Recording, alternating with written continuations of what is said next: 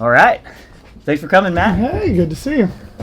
So, sitting here with Matt Stephans. He is the owner of An Exceptional Life, business and life coach. He's also my sister-in-law's longtime boyfriend and my next-door neighbor. That's true. So we have a lot of connections here. But the main reason I wanted to bring him in is because so many people are putting so much hard work in the gym. And a lot of people are disappointed, not with their performance, because their performance gets better and better and better and better, but they're disappointed just that what they've done and what they've accomplished in the gym hasn't solved all of these other problems in their life. And I feel like that's something when we work individually with people that we really try and open their mind up to, that when you get a six-pack, it's cool, but it's not going to solve blah, blah, blah, blah, blah, all of these other problems in your life. So I thought it'd be cool just to sit down with you, chat about these things, pick your brain, and see kind of what your insights were into this stuff. Sounds great. So the first place I wanted to start, because if you've been watching these videos, I talk about this book, Leadership and Self-Deception, all the time. It's also got a prequel that you also gave me. So Matt's the one who gave me this book. So it's his fault that you've been having to hear me talk about this stuff all the time. The prequel is, I'm almost done with it now, but it's The Anatomy of Peace. And it's by the Arbinger Institute. And anytime somebody gives me a book as a present, I'm just like, you've just like added to my homework. And then you're like, okay, well, this person knows me really well. Clearly they think that this book has impacted their lives and it can help me. So then you read it and you're like, oh my gosh, this is amazing. But then you start thinking, it's like, well, why did Matt give this to me? Like, what did he see in me? Anyway, so how did you come across that book, and what has it meant for your life and that kind of stuff? And I guess they've heard me explain what the book is, but maybe you can explain what the book is too. Well, so I'll try and answer those in the order you asked. Okay. But I got those when I was working for a local nonprofit. My boss tried to improve the morale and culture around the office and recommended 3 or 4 books, of which Leadership and Self-Deception was one. I don't know that they actually ever read them. It was a pretty tough environment, and some of them were good, but reading Leadership and Self-Deception was wonderful for me. My background in personal development is I did a program with a company called Landmark Worldwide in June of 2002. This would have been 2006. Okay. And a lot of the things got echoed, but it was the first book I'd read that was written in a way that I wanted to read about personal development. Yeah. A lot of people love Eckhart Tolle, and I tried to read The Power of Now, and I made 11 pages and just couldn't with the pain body and the meditation break and all of those things. Yeah. Because a lot of these books are so informational in here's a little chapter and bullet point, maybe an example, and you're like, well, that example is cool. Yeah. And this book's really cool because it's written from the perspective of someone going through the actual training. So you get to hear conversations, you get to hear what they're thinking. So you get this like presentation, but it's a really cool perspective in how they deliver it. Yeah, and for me, my personal development, even in Austin, is not woo-woo. I don't need the universe. I don't need auras. I don't need crystals, right? That's why we get along so well. It's why my favorite clients are smart people who are angry that the people around them are not smart. Yeah. And I get to work with them because oftentimes they're not the smartest person in the room all of a sudden. The book for me hit a number of things. It talked about, one, it was a narrative, right? I don't enjoy being given an assignment. In my experience, people who read a book that has assignments, a very small percentage of them actually do the work. And the work is what is important, right? I can study online about proper form and how to do CrossFit and how great people do CrossFit. And it's a dopamine rush. People love to learn things. And so those neurons fire because I get insights, and insights feel great. And then I just keep reading online, and it's no surprise that I don't actually change my physique at all, right? You get so excited, and then you come into the gym, and you're like, nothing. It's kind of the same. It's like I have a different perspective, but now, it's the implementation. Exactly. You got to do the stuff. And most people don't discipline themselves when they're reading a book to stop reading the book and then do the things or look at life in a way that works. I just finished, what was it? I get all the books confused. I don't know what book it was. I just finished some book, either on habits or it was on leading a team. I'm not sure. Okay. I read one of those recently. It might have been The Power of, I don't know. Anyway, at the end, had a very specific section before the book was over that was just like, now don't give this book to anyone yet.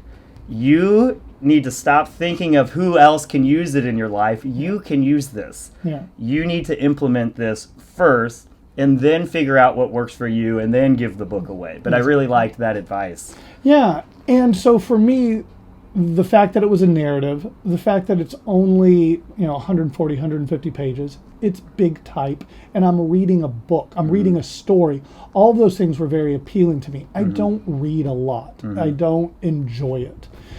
This I loved because there was the subtle, I can see myself in this character, which is clearly the intent, but it's not hitting you with a hammer. Yeah. And so much of it paralleled how I philosophically, developmentally, whatever word we want to use there, look at life. And it was amazing for me. And I've given away a number of copies of that book, not to make you feel any less special or less broken, but I give away those two books all the time. And they've actually released a third, which is The Outward Mindset, which is written differently. It is written more as a here's what to do, here's what to look at, and it's a great book. Is it the same concepts? It is similar concepts. It's about the idea that when we focus on ourselves and what we need and what we don't have, that it gets we get very frustrated. We get very upset at the world. We look at what's wrong, why it shouldn't be this way. When I look at what you don't have or what you need or what you could use, it is a very different world. We start getting cooperation. I start feeling better about life in the world because I'm out and I'm generous. And that outward mindset does not happen by default. It takes intentionality. Nice. So let's talk about what leadership and self-deception, what are the main concepts of that book? Because I know it's something that, in my opinion, you could hand that book to anyone on the planet and they'd be like, I can use this immediately. Like it, honestly, and it's only been maybe a month and a half since I read it, but it has impacted every single day of my life since then in a huge way. And it's so simple. Like it's the most simple way, and it's just seeing other people as people. And I really like this because a lot of people think as soon as you start doing that you need to do everything for everybody else. And so their big point is you see people as people whose needs are equal to yours. They're not more important than yours, but they're not less important to yours. And so I think that was that extra, just one little line, but that extra little distinction that really made it resonate, because it's so easy to just dismiss everything. It's like, well, I don't have the time to go out and do this for everybody I know. And it's like, well, you're not supposed to. So if you could summarize from your perspective, because they've gotten my perspective on what it is about 100 times by now. So if you could summarize from your perspective what like the big points and what your takeaways were. Well, for me, one of the biggest points of it, and why the subtitle is Getting Out of the Box, is that none of us are clear that how we see the world isn't the way the world is. Reality is reality. We think we're dealing with reality, and we're never dealing with reality. We're dealing with our interpretation of it. But we can't see our interpretation. We're trapped. The analogy is in a box with instructions written on the outside. So that everybody else can see, but we can't. Yeah. And being able to help others see or hear what others see for us makes a huge difference. For me, we're going to be here a while, so the story's going to come up at some point. But the big breakthrough for me inside of my personal development journey, I have a Bachelor of Science in Mathematics. I'm a very logical person. I love living in Austin. I believe in keeping South Austin weird and living in North Austin, right? I've recently moved to South Austin, as you know. Welcome to the hub of weird. Exactly. Right by Zilker Park and Barton Springs, so it's hippie galore. South of the river, I've now come to be okay with. Yeah. South of Ben White would be harder. It'd be a whole nother thing. But I like the logic. I like the smarts, right? So for me, for most of my life, I knew people saw the world a different way than I did. I know everybody has a different perspective, right? And that was very important to me because it helped me sort the idiots from people I could talk to, right? If you saw the world differently than I did, it's because you were dumb. If you saw the world the same way I did, great, then we can get along. Yeah. But my personal development journey was the moment that I got, oh, wait a minute. Maybe I just see the world a certain way, and maybe I can see it all different ways. And that's not revolutionary, right? Anybody who is watching this right now is like, that was it? The guy's not that smart, right? Yeah. But it was getting it to my core that, oh my goodness, if I see the world a way I don't like, I can pick another way. That was never available to me. It was being given the light switch to be able to turn on and off my intelligence, my logic when it worked and turn it off when it didn't.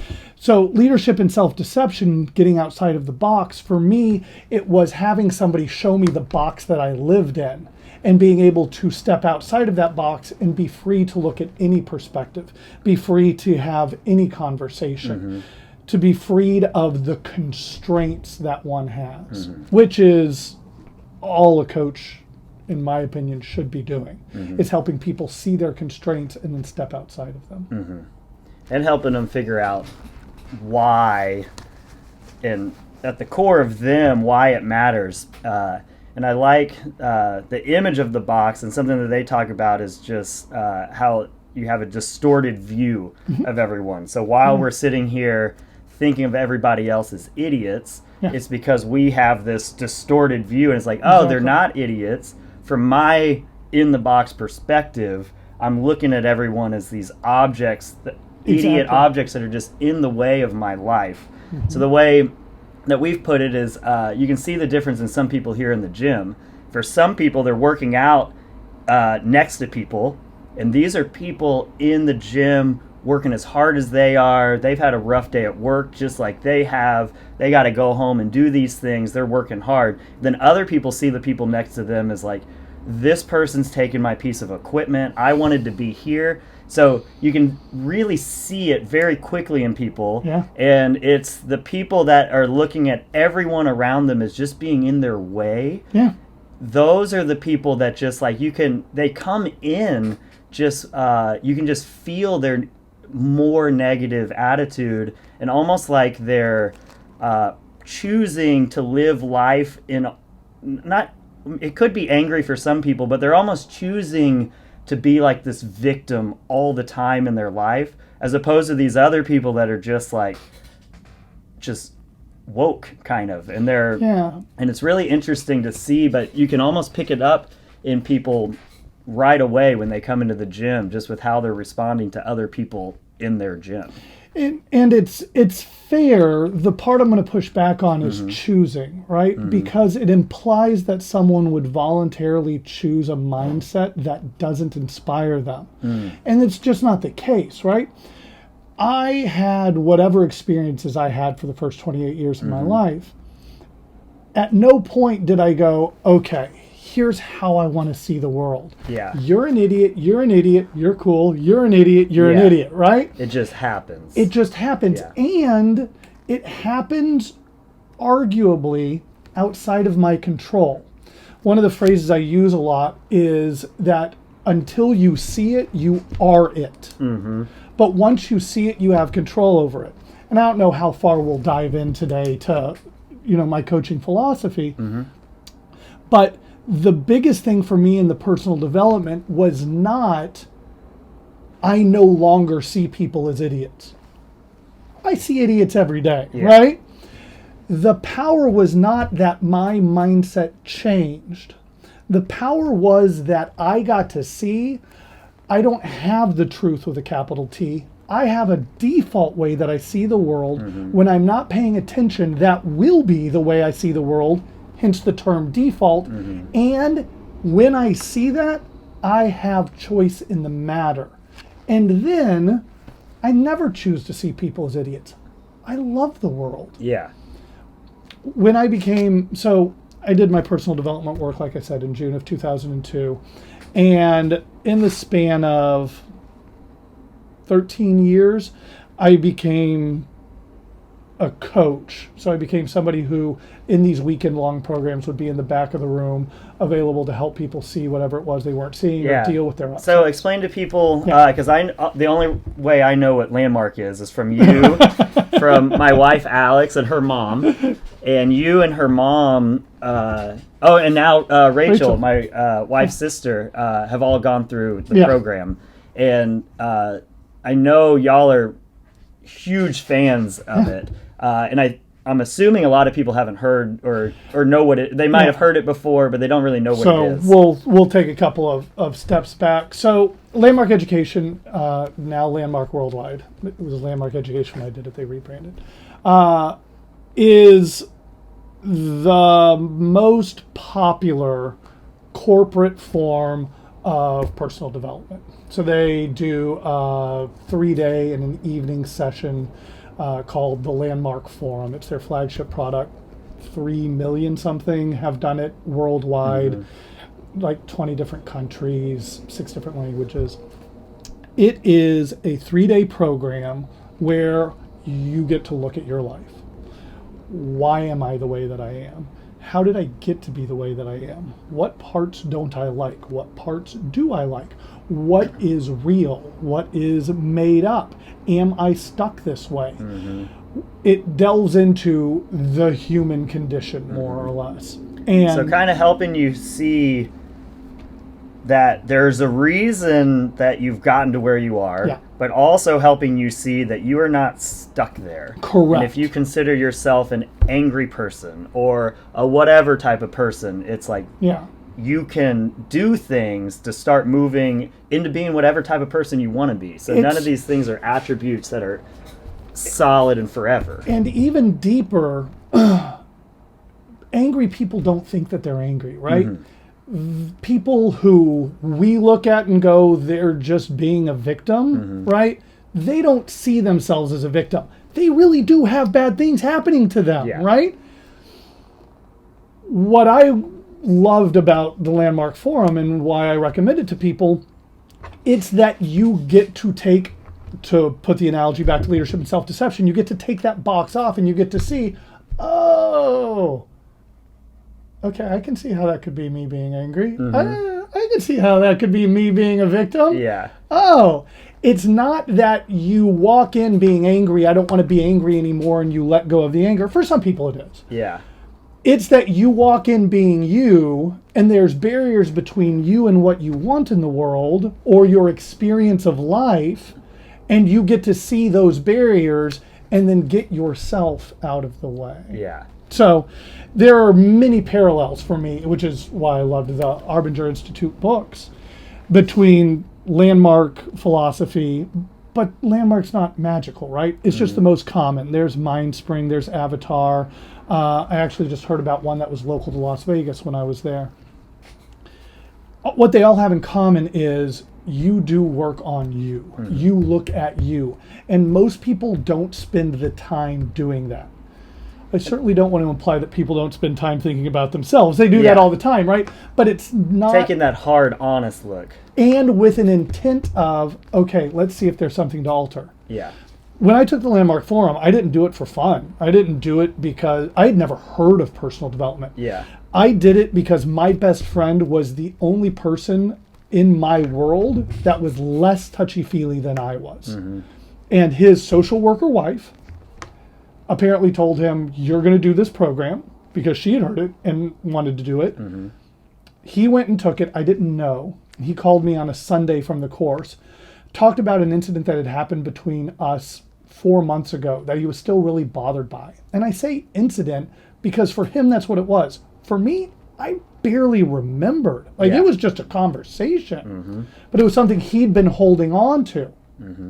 We got all of that cleaned up, and then he said, hey, this is what I'm doing. This is why I'm having the call with you. You're going to drive down to Houston on Tuesday, and you're going to register for this thing. We had the kind of relationship where they said, do it. You just did it, you know? So I drove down on Tuesday, registered, took the course a month later when it was offered, and was super skeptical the entire time. I walked out on day one, had a conversation, came back in.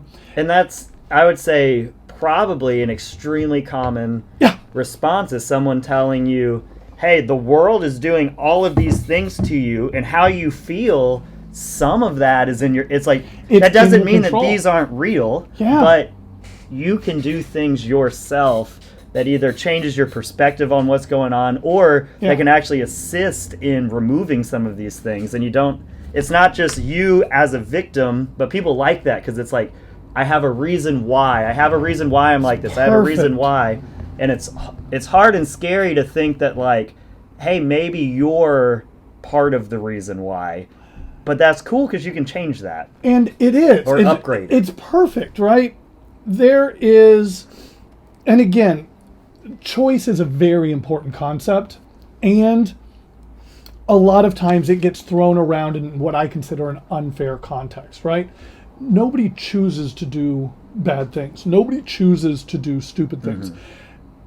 Everyone's actions in every moment are 100% correlated to the way they see the world. I am not going to go rob a liquor store after we have this, right? Because that doesn't make sense to me. Liquor stores get robbed every day, right?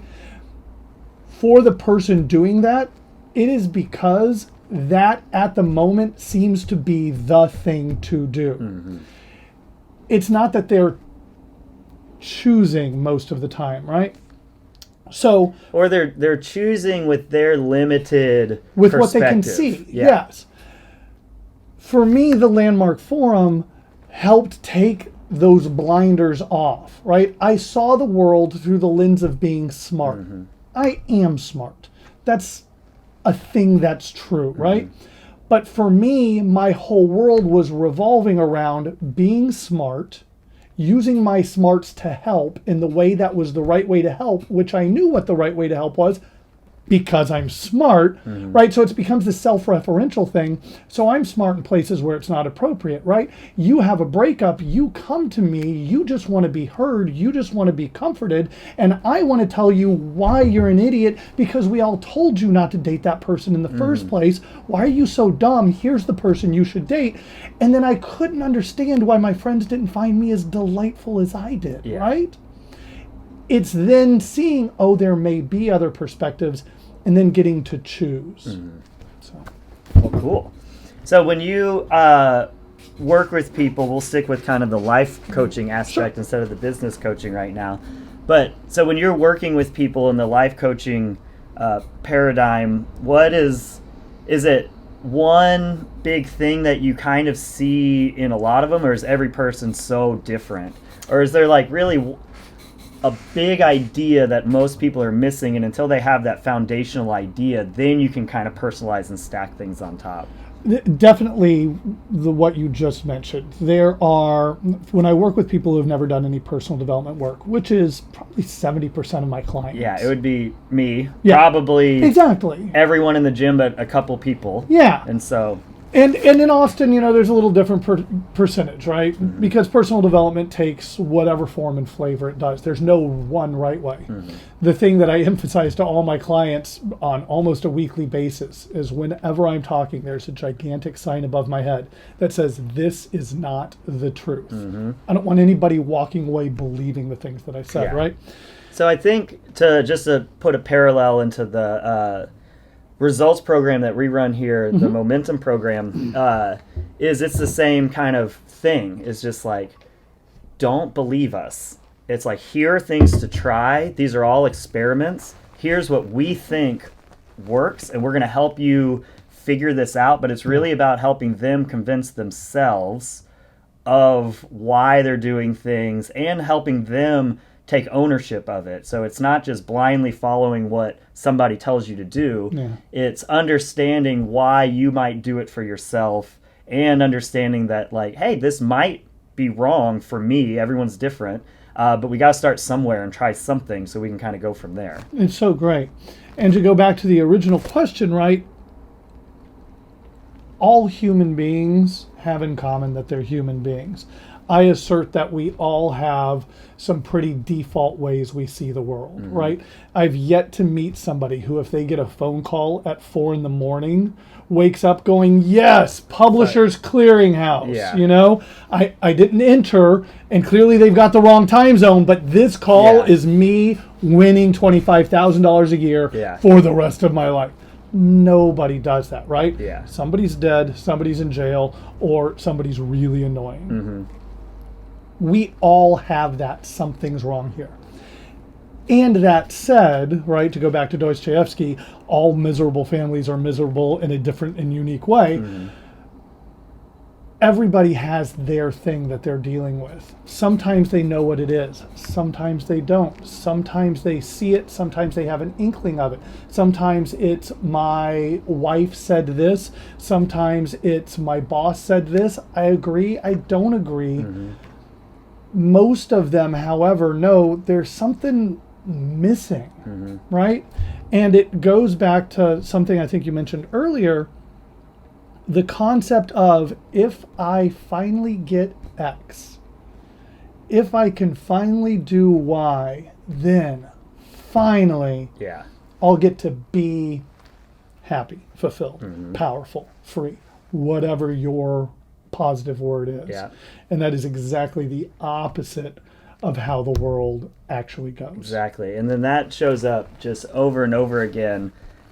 You see it with world-class athletes all the time. Powerlifter breaks a world record, immediately goes into a depression. Olympian, all of these, it's like you finally do the thing that you've been training, you've been working for. It happens in business. I've heard a lot of business people say it. You've built the company that you wanted to with the purpose of selling it, and then what do you do with your life? And it's like, because they acted like that X goal was the thing that was going to change everything, and then they realize it's one of many things that makes up their life, and like, we can't put that much emphasis on this solving it. We got to get the whole piece together. But it is. And how much of the whiteboard's viewable? Probably this area, and use and use blue and big. Blue and big, but I can only, you're killing me here, Kyle. Right, it's, people do it when I have the money. And then with the camera here, you'll have to lean over a little bit. If I have the money, I can take the trip so that I can finally be happy, right? And this direction is how things really go, right? Because once people have the accomplishment, or have the power to do the accomplishment, they expect that they will be happy. And when they're not, that's terrifying, right? I had the solution. I've been working all my life to get to what will finally give me what's missing, and it doesn't. That's the worst news you can possibly get. And it's the difference, and this is one of the things that I coach people on, is the difference between having a feeling and being a certain way. And we often use the same term interchangeably, but they're not, right? There are days when I wake up and I feel happiness. There are days when I wake up and I feel angry. There are days when I wake up and I feel excited and alive. I have little to no control over my feelings. If I live a life given by my feelings, it is a roll of the die. And as you said about your gym members, right? There are some whose die is weighted more towards the happiness side, right? You see them, they're always happy, they're always jolly and everything. And we all know nobody is like that all the time. Yeah. Unless you're looking on Instagram or Facebook. But then everyone else in the world is happy all the time, aren't they? But here's the thing. One of the worst things in my experience you can tell somebody who shows up happy and jolly all the time is it's so great that you're like this. Or it's wonderful that whenever I see you, I know you're going to be happy. Because oftentimes for them, it's a ton of pressure. Where they are not happy is in private. And that becomes very difficult, right? However, if we approach it the other way, right, which is the way life goes, right? You love Alex. When you think about being somebody who is in love with your wife, you naturally take actions. You don't have to figure them out. You know, I don't know what it is for you. Maybe it's a poem. Maybe it's flowers. Maybe it's just calling and telling. Whatever it is, actions naturally come out of a way of being. And then you get results. You get the relationship. You get the dinner. You get the job, whatever it is. We don't have full and total control over what we have in life. We don't have full and total control over what we do in life, right? I can't just get a private plane right now. Yeah. I can't go to Paris right now, right? Yeah. We have 100% control over who we be at any moment. So I actually had this similar epiphany. It was like, I think it was last week on a Thursday. I was coming home from the gym. It was 8:45 p.m. driving home, and I had the next day off. And I was on the way home. I was just like, the happiest I've ever been in my entire life. I was like, I have a day off. I'm going to go do this, and I'm going to go do this. And then I was thinking about it, and I was like, it's not going to change what I do tonight in any way. I'm going to go home. I'm going to talk to Alex. And what we usually do is we share 3 amazing things that happened to us that day, which has been an awesome change of pace instead of just coming in and being like, I'm tired, and you just start bitching about things. It's like, it's been really cool to be like, okay, what are your 3 amazing things? And then immediately the first time you see them, you hear good news about their day. And the other thing on that is it's amazing how many amazing things happen that you never think about again in your entire life. And then when you take a second and be like, oh, that was really cool when that happened today. It's like you might not have ever thought about that moment ever again, and then you get to relive it. So that in itself has been awesome. But anyway, I went home, got ready for bed, went to bed, normal time. Nothing about that night changed besides me being excited. And I was like, even if I was working tomorrow, why is that affecting it's like I just need to be in the now, and I just need to understand that it's like I need to live right now, and I don't need to live worrying about, and obviously you need to think and plan and do that stuff, but I don't need to live the emotions of what it's going to be like tomorrow. And then it was just like I basically get to feel however I want to feel right now. And the only reason I'm choosing to feel great is because of tomorrow, but that doesn't impact today at all. So great. Yeah. So now on the way home, I've just been like taking a second to like take a breath and being like, life is pretty good, even though I have to work tomorrow, or I have to do this, or I have to do whatever. It's like that shouldn't affect tonight in any negative way. It's so great. And I love the way that you phrased it, because it's a perfect example of the similarity yet distinct difference between having a feeling and being a certain way, right? Because you said it beautifully. You and Alex do an action. You say 3 things that were amazing today, right? And when you do that, you have a certain feeling, right? You have gratitude, you have joy, you have connection, whatever it is. And that's having a feeling, which I want people to have feel. I love waking up happy, right? But there's a way that you could be when you do it that's distinct, right? You could walk in You had a terrible day. You're tired. You need to be asleep 30 minutes ago to stay to your regiment, which you preach, and you're going to be a representation of it. And Alex is sitting there and goes, name 3 amazing things that happened today. And you're like, I got home, I'm going to bed, and I'll get you number 3 later, so right? That would still be do and have. And you're doing the same thing, but you have a whole different result, right? Because you were being a different way. Same action, different way of being, produces a totally different result. And when you were driving home, you didn't necessarily choose, I'm so excited about my day off. Like, it just, brain patterns fired. And you love that. Keep that, right? The game becomes not never have a feeling. The game is not I have to consciously choose what I feel in every single moment, right? There's a reason we don't do that. It consumes a ton of energy that got us to the top of the food chain.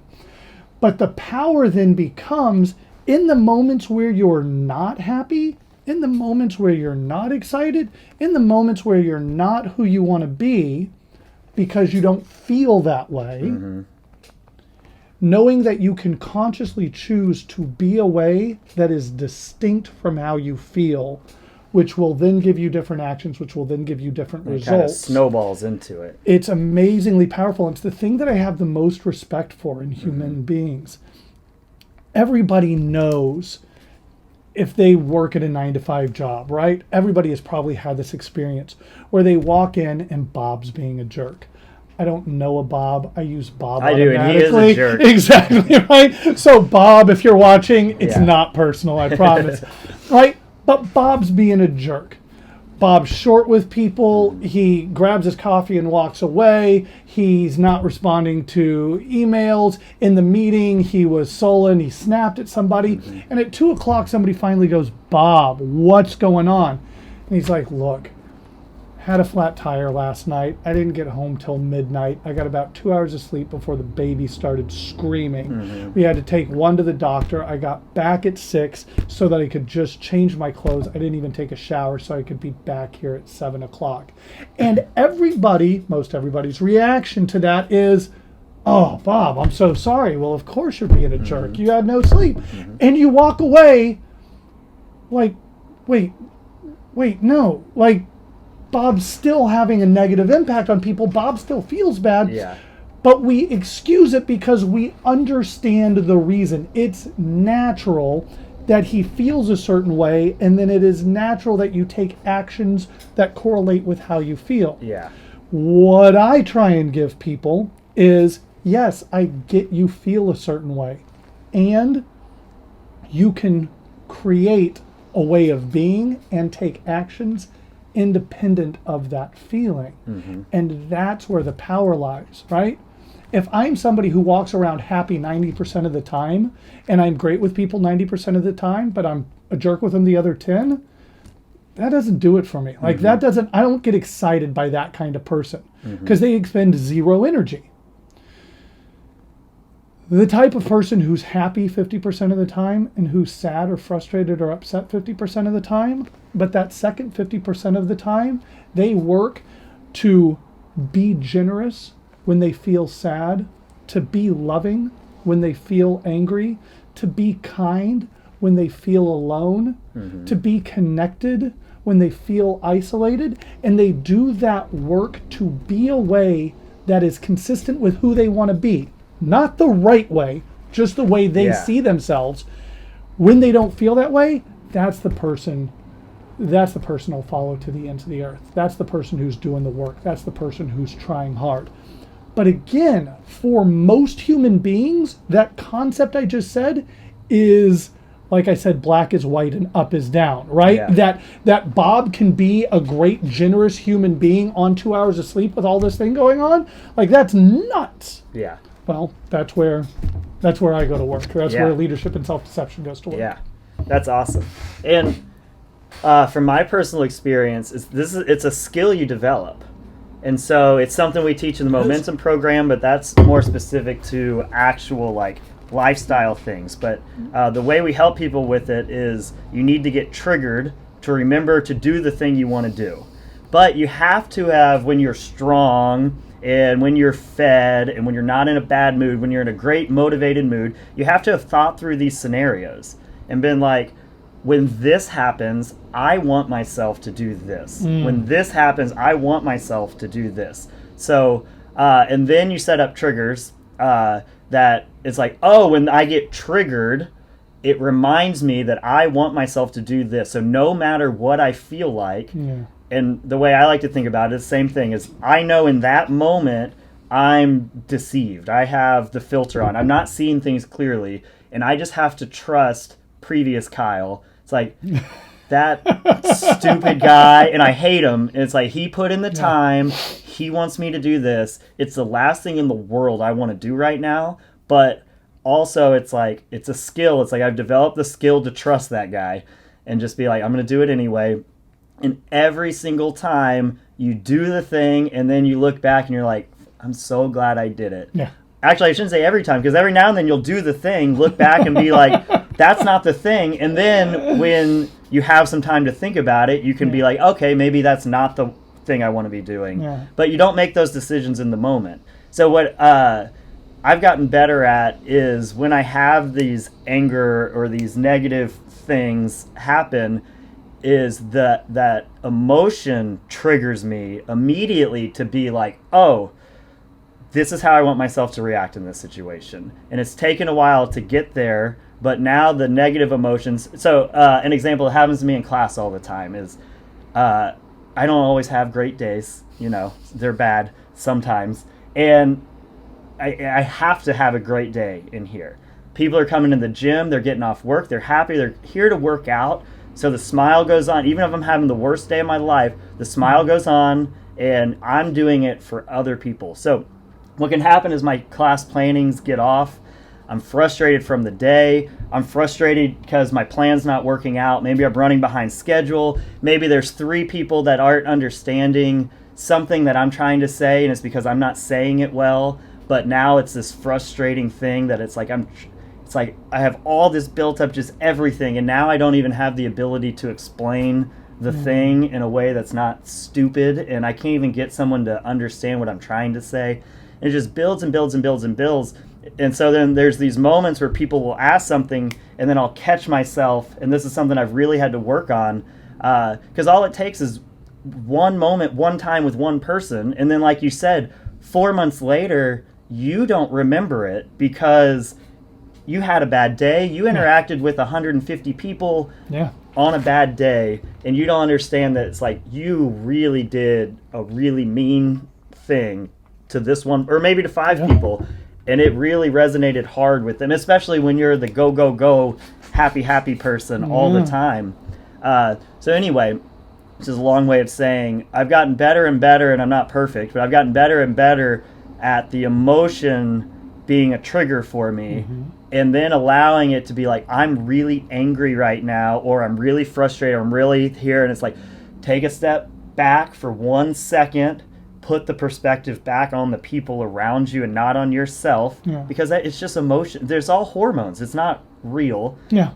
So, and then as soon as you start doing that, it's amazing how it gets you back in the groove, as opposed to bad reaction here, bad reaction there, feel bad for yourself. I'm so tired. When does this thing end? I have another group. They're all asking the same dumb questions today. Everything's and it's like, it's amazing when you have that split second to step back and be like, how can I help these people? Then you forget about it, and it's amazing how powerful that can be. But it takes practice. It doesn't just an awareness that it's something that you can do. But I think that that's perfect, because it goes back to just like to stopping. Who am I going to be? And when I hear you talk about the people in the class, I hear that you want to be generous. I hear that you want to be giving. I hear that you want to be supporting. I hear that you want to be loving, right? You step back, you recreate, okay, no. This is who I am. I understand I feel a different way, but I'm not my feelings. We have feelings, right? I have air in my lungs. It's not my air, right? I have feelings. I don't have to be my feelings. You create that, and then you go take actions which you believe will produce results that are aligned with what you want. Super powerful. That's how it goes. Doing a meditation app called Calm, and they're really good at giving you these like life lesson stories along the way, and it's just great.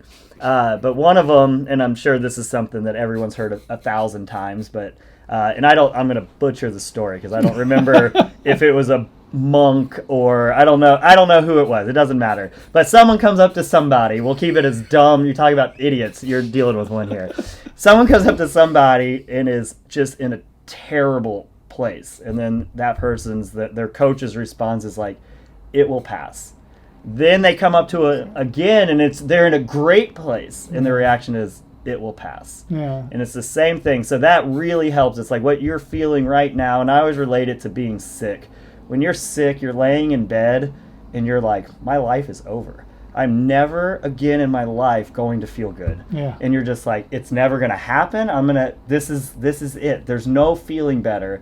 And you just have to keep reminding yourself that it'll pass. It'll pass. It's such a great parable. And if you Google, it's yeah, you can probably help me with the real story. This too shall pass. Okay. It's a story about a king who wanted a ring that would remind him that good things would come in the bad times, and that not to sit on his laurels during the good times as well. This is why smart people can talk with idiots, no, and we can still get along. It's one of my favorite parables, and I love parables because they're easy reads. Yeah. But there's that, and then there's also the story of I believe that's also been told as a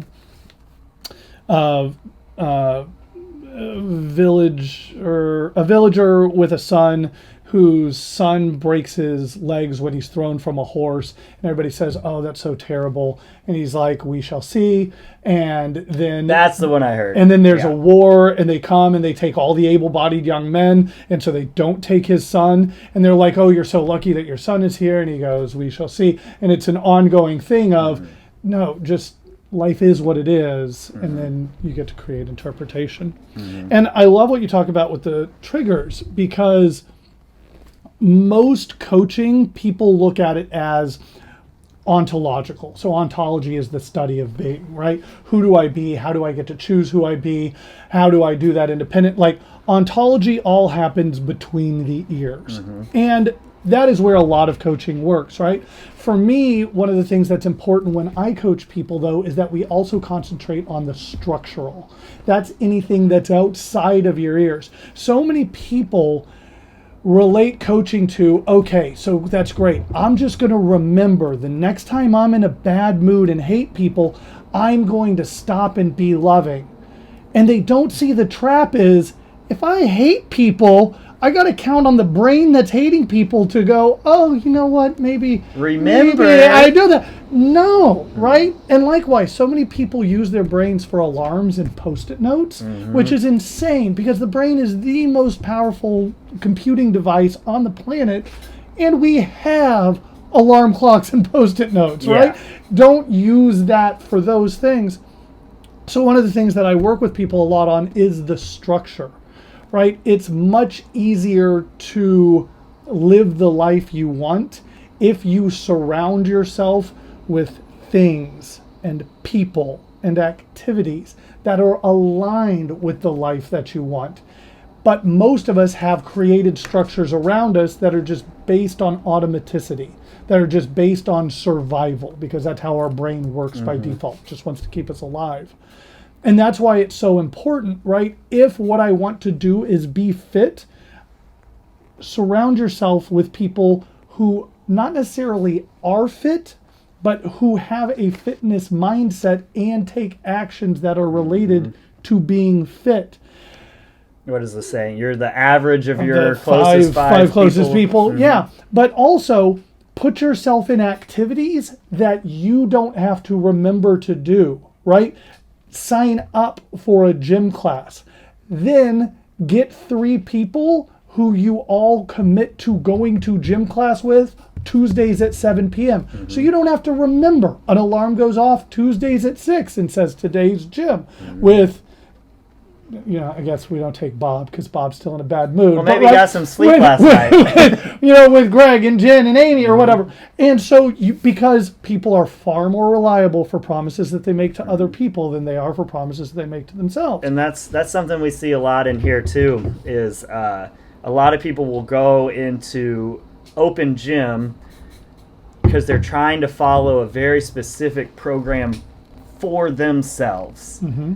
And the real power, you could be following a terrible program with a group of people, mm-hmm. and you're probably going to get so much better results than the absolute perfect program by yourself. Exactly. Just because that accountability, and even if it's not, you're texting people on the way, just knowing that people around you are doing the same types of things. We're all here for the same reason. Yeah. We're all doing it for the same reason. We're all doing it the same way.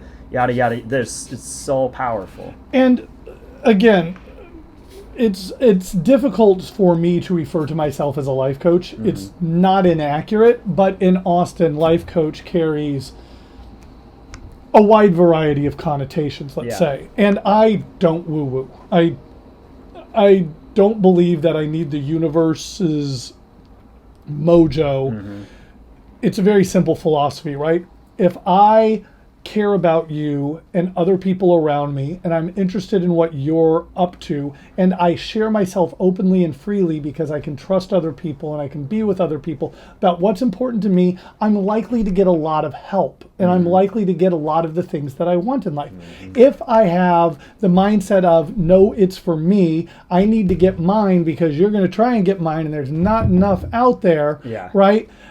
I'm likely to get far less support. I don't need the universe for that, right? And having said that, surrounding yourself with the things that make a difference makes a difference. Mm-hmm. Know what you do and what you don't do. Know what inspires you and what doesn't inspire you. The frustration I get is not with vision boards, right? I'm a huge fan of vision boards. Mm-hmm. Go surround yourself with the pictures of who you want to be or the things that you want to have. Where I run into a problem is the philosophy of the law of attraction, that if I create this vision board and I sit in front of this vision board and I visualize my vision board, then my vision will show up. No, pal, action. Action is what has things show up. And so we've talked about this before, and I completely agree. And from what I've heard, the research shows that doesn't work. Absolutely does not work. What does work is visualizing, come up with the end goal, because to be able to visualize the process, you need the end goal. But visualizing the process that it takes to get there works.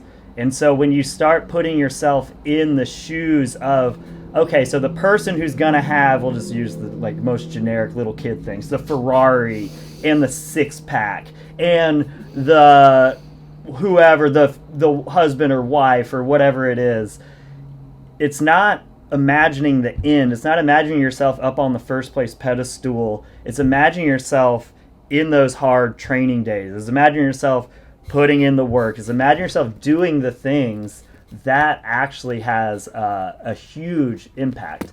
And then we've related it to people in the gym just on the real micro level of when you're in a workout, you get better and better at looking at the task you have to do. And you're like, oh man, 2 rounds in, it's going to feel like this, and I'm going to have a choice to make. Do I give up? Do I slow down? Do I do this? Do I do that? And when you take the time just to kind of take 10 seconds to be like, this is what it's about to feel like. This is what it'll feel like here. Here's what I want myself to do. Again, going through the scenarios, it is incredible how easy it is, how much easier, it's never easy, but how much easier it is to stay along the path and do the things you want yourself to do and you need to do to be the person on the other side.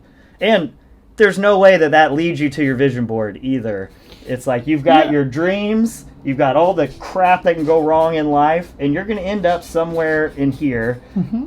But heading a direction is incredibly valuable, but it's thinking about the process that's the valuable part. And that's the doing, right? And then where I go with people is why. right? Why do you want the Ferrari? Yeah. Why do you want the six-pack?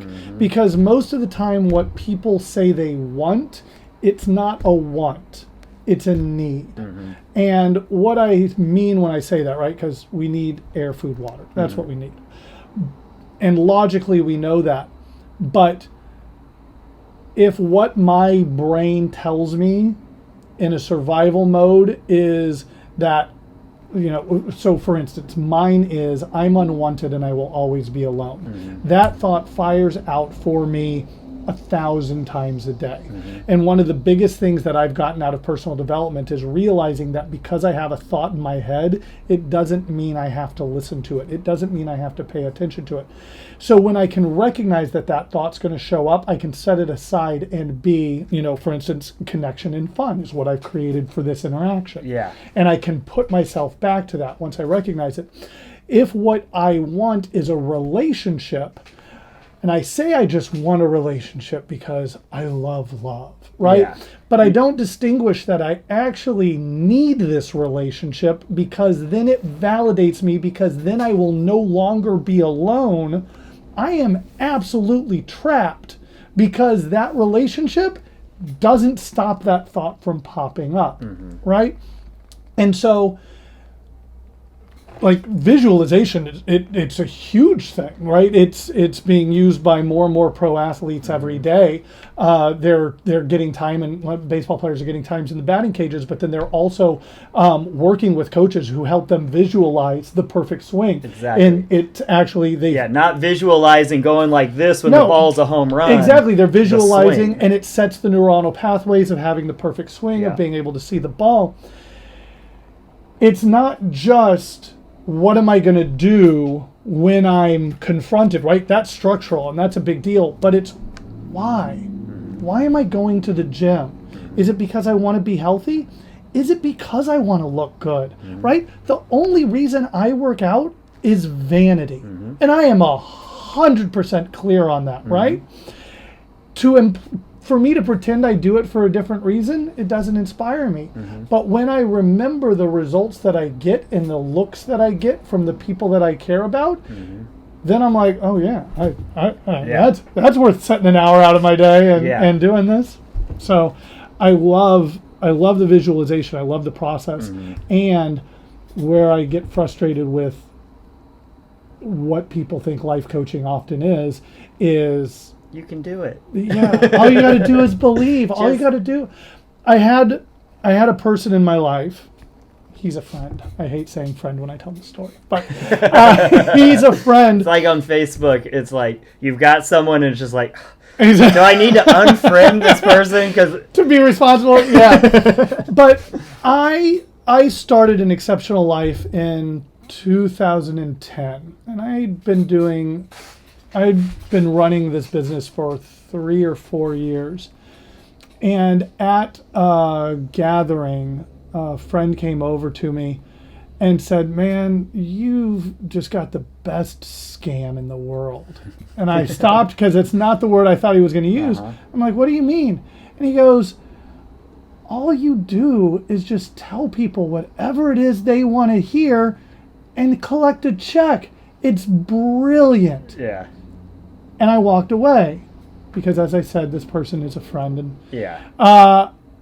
but it's zero understanding of what it is, because you can talk to any of my clients and zero of them will tell you, oh yeah, Matt tells me what I want to hear. It's literally the opposite of what I do. And that's the real benefit, is when they've paid, because when you're having a casual conversation with someone who hasn't paid you to give them advice, you can't say certain things, or unless they're asking, or unless you're going to take this, it's like, but when it's like, okay, we're in, this is what we're doing, it's like, it gets real very fast, because it's like, I'm not going to sugarcoat anything anymore. Right? I say it's the two drunks in a bar, right? If you and I go out and we're just having drinks for 4 hours, I can give you all of the things that I would tell you as a coach, and it rolls off, right? Because it's not the truth. Again, any one of my clients can counter literally any coaching I give them by simply saying, I don't believe that. And you're right. Yeah. It's like me telling you why green is better than red. Yeah. Once somebody writes a check, once somebody invests the time and the effort, it's a whole new world in how they relate to me. And I have a price. And it's a whole new world. It's different in how you relate to them. I think it's completely different. I know I've helped people out and I've done things, but it's like when someone has given you money and they've been like, I'm giving you money because I want help with this, it is incredible. It's like, I am going to work as hard as I can to help you understand these concepts or implement these things or figure this thing out. It's very, very different than where it's a more casual, here's the information I got, like, how hard do you want me to push?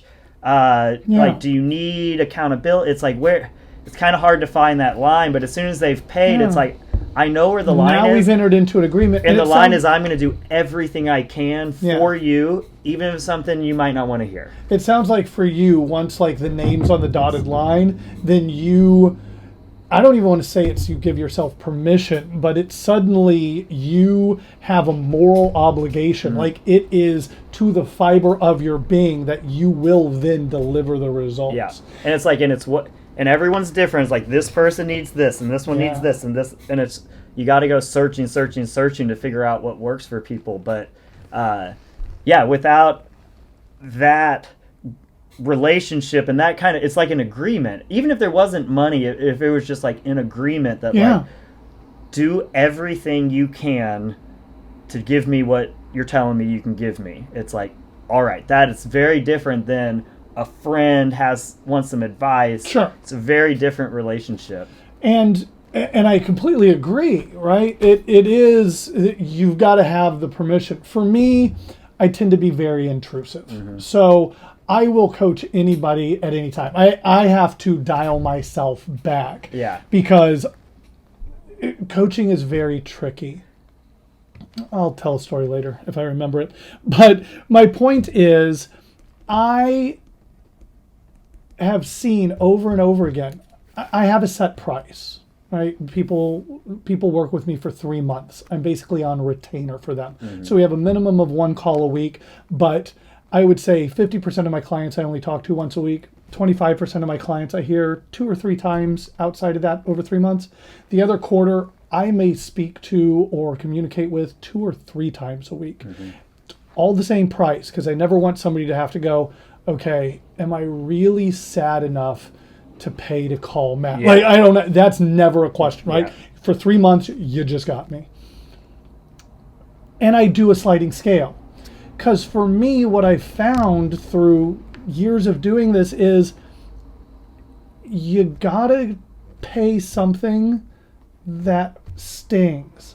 It doesn't matter what that number is. That number is different for Bill Gates than it is, for somebody who's not Bill Gates. But until you're giving up something that makes you at least, wince a little, you have no reason to listen to my philosophy except when you already agree with it, which you don't need me for. Because that's what happens is without that part of it, they listen and they're like, I like these things, I don't like these things, I'm going to do these things. And it's like, you literally don't need me for that. Exactly. That's what you were doing. That's why it's so ludicrous. And if those things worked, that's what I would have told you to do. There's a reason I'm telling you these other things. You wouldn't need me. Yeah. And that's why it's so ludicrous when somebody tells me, like, I just tell people what they want to hear or I just make people feel good. The story I was going to tell is one of the first conversations I have before somebody ever writes a check or we make an agreement is I make it very clear, as a physical fitness coach, right? Coaching, I don't want to say it's easy, because it's not, but you've done what you've done long enough. I'm making assumptions, but you'll correct me if I'm wrong. You've done what you've done long enough. You've put in the work, you've put in the study, you've put in the training, you've done it on yourself, you've looked at what works, you've looked at what doesn't. You've done the work where for you to coach somebody, you're good at it, and while it might not be easy, you're trained. I don't want to make it sound like what you do is simple, but you got a routine, you know where to look, you know where if something breaks down, how to attack it, and you love it. Mm-hmm. Being coached is hard. It's so hard. Mm-hmm. It is so much harder than coaching someone, because by definition, I am going to have you look at places you don't want to look at. I'm going to have you examine stuff you don't want to dig into. I am going to have you do things you don't want to do. I am going to make you call people you don't want to call. I am going to make you everything that you don't want to do. How do I know? You'd already be doing it. Yeah. And that's where the value of a coach comes in. It's somebody who is behind you every step of the way, who has your back no matter what, who listens to you greater than you listen to yourself at every moment. I have so many of my clients who halfway through or faster will try and convince me what they are and are not capable of, that they can't have this level of happiness, that they can't get the new job that they want, that they don't deserve X, Y, or Z, that they're just not cut out for it. And they will work their tails off to try and convince me, no. I know me, you don't know me that well. And that's what I do as a coach. Is I just never get convinced. And then tying it back into the box is they're seeing their life through this filter. You've worked with so many people. I've worked with so many people. I can watch someone based on how they move. I can watch how they move certain weights.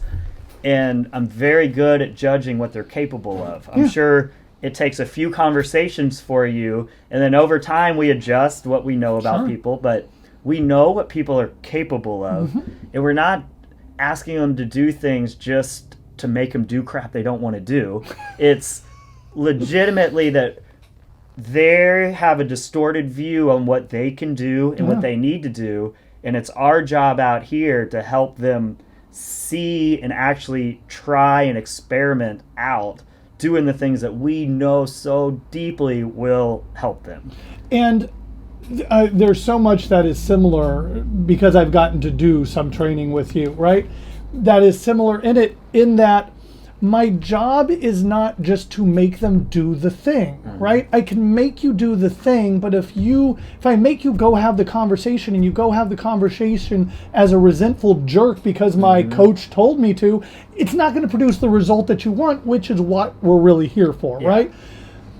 I remind you who you say you want to be. I remind you who you say you are. I get you I don't want to say energized, right? But I get you represenced to whatever you said is important for you to be in the world. And then remind you that action comes naturally. One of the things that I tell people is, they're like, what do you coach people in? Do you make them happier?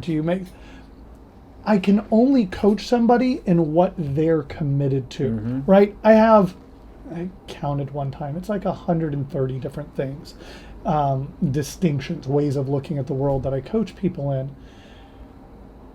But there's not the right one. There's not the best one. I don't coach you to be happy if what you want is to be powerful. I'm not going to coach you to be powerful if what you want is peace. I'm not going to coach you to be peaceful if what you want is to be energetic and alive in the world. So one of the first things that we have to work on is, what are you committed to? And then when you tell me what you're committed to is fun and connection, since those are the two I wrote down, great. Then we have a conversation about, you haven't left the house for 2 days. What's up with that? Well, I didn't feel like it. I get it, but you're fun and connection. What is fun and connection? What are the actions fun and connection would take? I don't want to go out. Okay, great. How do you be fun and connection being in? Oh, I don't know. I could, I really miss my friends I've got a person I'm coaching in Boston who really misses their friends in Austin. I could do a video conference with my friends in Austin. Great, do that. Go do that right now, right? I don't care what people do. You want to talk about... you don't need to live someone else's life. No. It's like you got to figure out what works for your life. And you want to talk about making somebody unhappy? I don't tell any of my clients what they should or shouldn't do. I work very hard not to tell people to do X or not do Y, because they know them way better than I know them, right? Yeah. But a lot of times people just want to be told, no. Should I take the new job or should I keep the old job? And I'm like, I don't. Like, I can't, I won't. And they're like, what good are you? They're the ones that know deep down. But what I remind them is, okay, here's who you say you are. Here's what you say you're committed to. And the great thing about focusing on your way of being is you can be that way independent of the circumstances.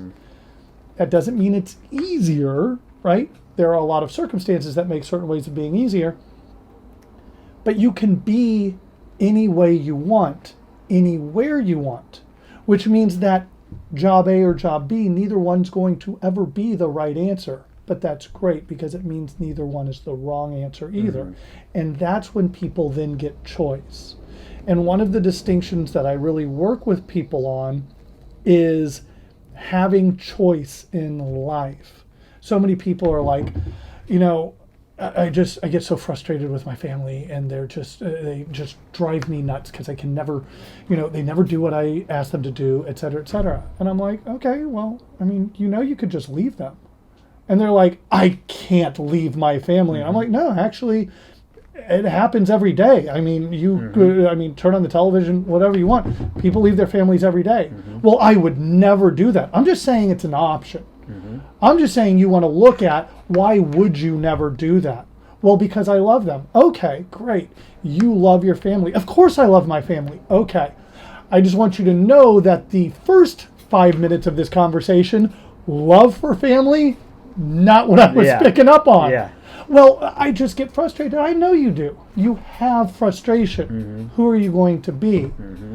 And then they get, oh, no. I'm being frustration. I'm being angry. I'm taking actions that are consistent with it, which, not surprisingly, gets you exactly that back, right?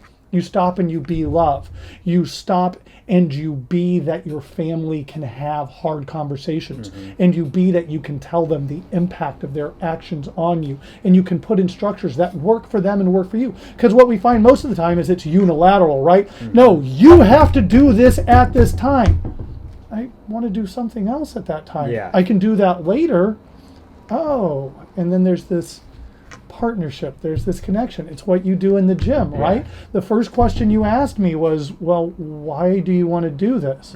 Well, because I want to be able to do a foot to hand press from low to high in acro yoga. Oh, okay, great. Now we have a reason. Yeah. Now we can go to work on, that's what we're going to concentrate on. So Yeah, anyway, I get very wrapped up when I get to talk no, about what I love. it's perfect, and that's the emotions I feel too as a coach, and I think it's the disconnect of people looking at coaches, and a lot of people think I don't need a coach or I couldn't use a coach because they think of it as so informational, and they're like, and I agree, it's like you probably already know that I'm going to tell you to sleep more, to eat healthier food, to work out, and to start walking around and don't just sit around all day. It's like, I'm going to do that. So then why do people, when people work with me for 4 weeks straight on these things, why do they leave actually doing these things and excited and happy that they're doing these things? Yeah. It's the perspective and it's these conversations. And so people can take this from you and be like, okay, I just have to be this when this happens. But then what's going to happen is you're going to try and implement it and you're going to struggle, or you're going to be doing something else that you don't catch yourself doing, and you're going to catch them. And it's like, and here we go. Now it's revealed. And so it's like, that's the power of the coach, is putting everything into context for each person individually, because the information is everywhere. It's like, if you want to know what I'm going to tell you to do, here, take a picture. It's right there. Go do this. You win. It's right? not. It's what it is not rocket science. No. It's why, if you know this thing, why aren't you doing it? And that's it. the $1 million question that most people are like, well, I don't know. If I knew, I'd be doing it. And that's where, getting outside of the box, that's where the power comes in. And look, I'm a good coach. I've worked with thousands of people. I am great at seeing things that people don't see. A lot of it for me is my math science background, right? I can see patterns.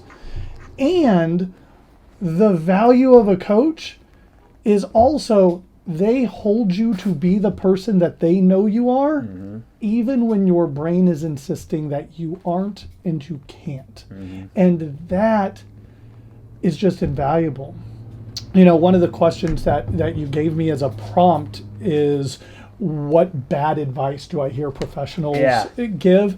And it took me a long time to be able to reconcile that I coach a certain way that in Austin, many other life coaches don't coach, right? Because you don't even use crystals. I know. If you're not using crystals, how can you actually help somebody? How do you alter the vibrations? There's no chakras. There's no. You just use the 2 eyes. You don't have to use the third eye at all. It's basically a waste of money. No crystals. Exactly. Clearly, I'm just making stuff up. Yeah. It took me a long time to reconcile that people can have amazing results with that, and that people can have amazing results here, because I don't believe in that. But I had to remind myself, I actually don't believe in my stuff either, right? It's whatever works for you. It's whatever is going to get you to be the person you want to be, which to get you to take the actions you want to take to get you the results that you want to have in life. But the one thing I do stand for is that everybody should have a coach. I don't use shoulds. Let me phrase it a different way. Everybody benefits from having a coach. One of the things that a lot of coaches throw around is, Michael Jordan, Kobe Bryant, LeBron James, they all have coaches. And while it's a throwaway line, there is the ring of truth in there, in that you can't see the stuff you can't see. I don't know what my eyeballs look like, right? I know what they look like in the reflection of a mirror. I know what they look like in a photograph, but I cannot see my own eyeballs. Somebody else looking at me gets to see things I don't see. And if you have a coach who doesn't have a coach, for me, you should have alarm bells going off, right? Because a coach who doesn't subscribe to that having a coach is vitally important, that's the part where I get concerned. And there have been times in my life where I haven't had a coach, and I've chalked it up to finances or time, or I'm a terrible person to coach. I don't know that that's true for all coaches.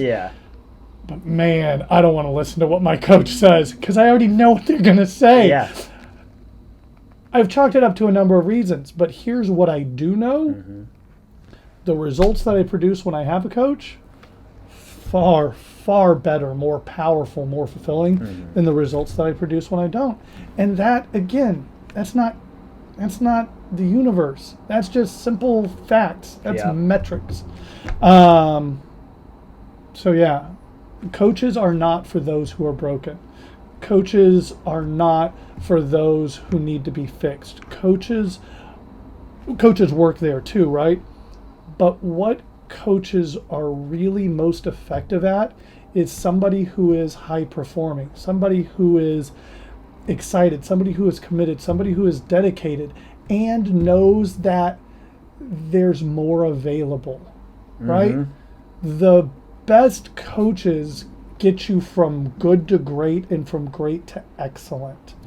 And it's one of the things that in my initial conversation with people that I'll talk about is, assuming there's no place in your life, there's not a reason you're coming to me, what areas of your life are eights?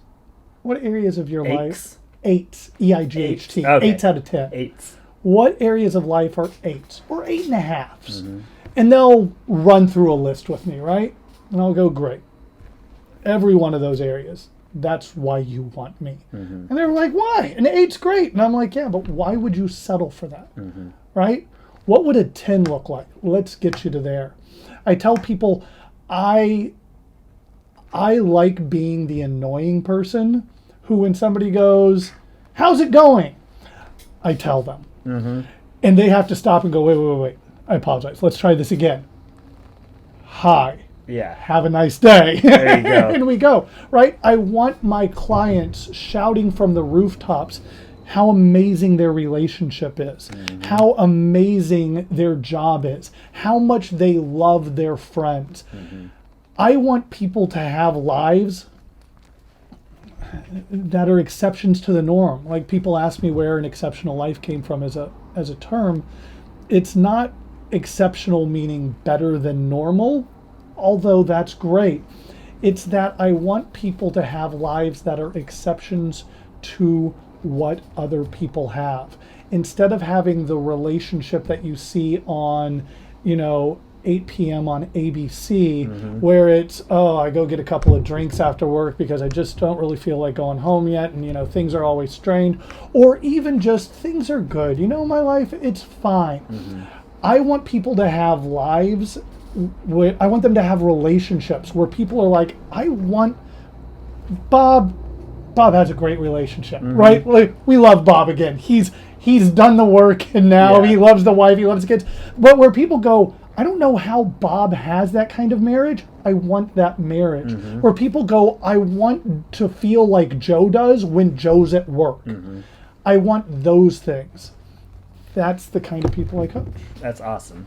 Something we talk a lot about here is kind of the confounding snowballing effect that when you work on one of these areas, it is amazing. Not only does it boost all the other areas, but it makes working on the other areas that much easier. Yeah. So you get enough sleep. Now you're not going through all the hunger hormones and all of the mood and the cortisol levels and the productivity. You're not dealing with all of these things.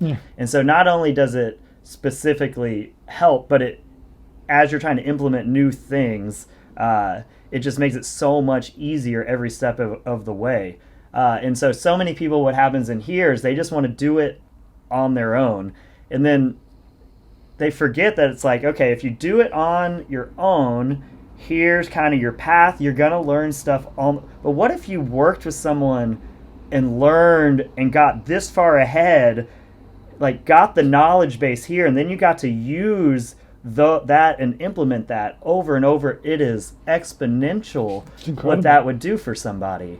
So not only does just getting this, now you get to use all of what you learned and what you've developed and the skills that you have every day, which that has its own boost. Each little thing that you learn makes learning and implementing and doing all these other things just that much easier. And it's just this giant snowball. Yeah. And then it almost turns into a game where the very first thing is hard and it's scary, whatever you're going to change, if it's going to work out or whatever it is. And the next thing, you almost get good at the skill of experimenting and trying to upgrade your life in relationship or whatever it might be. And you get better and better and better and better at it. And then it's just like, it's a whole different world out there once you get good at just, you're like a